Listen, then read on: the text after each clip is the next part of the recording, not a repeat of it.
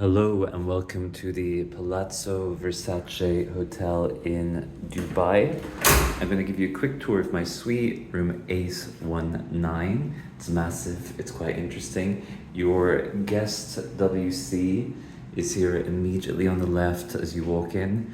Some vaguely Italian referencing artworks there on the wall. Downstairs you'll see illustrations of different Versace designs from years past. So the living area is very, very spacious. You have lots of Versace style prints throughout. I'm not sure the aesthetic here is to my personal taste. In fact, I would say it isn't, but maybe for fans of the brand, it's great. The mini bar is over there. It's not stocked at the moment, so I don't know what they usually put into it. Here is your desk space. And then walking through to the bedroom, you have your satiny, shiny Versace bedding. Very busy detailing. You can see it there. Floor to ceiling windows.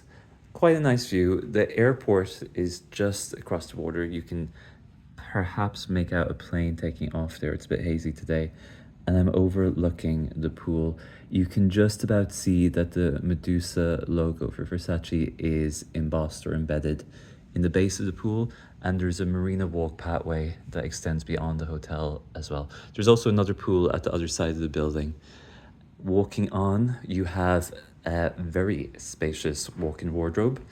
I assume a lot of fashiony types like staying here, so that makes sense. So, safe over there, storage there, and then to show you the final component, we have the bathroom. Again, huge. Bathtub, me in the mirror, toilet there, and here are your products. They're Versace branded. Quite unusual to see plastic containers these days. So you can make your own judgment of that. They use plastic water bottles as well. So perhaps some room for improvement there even.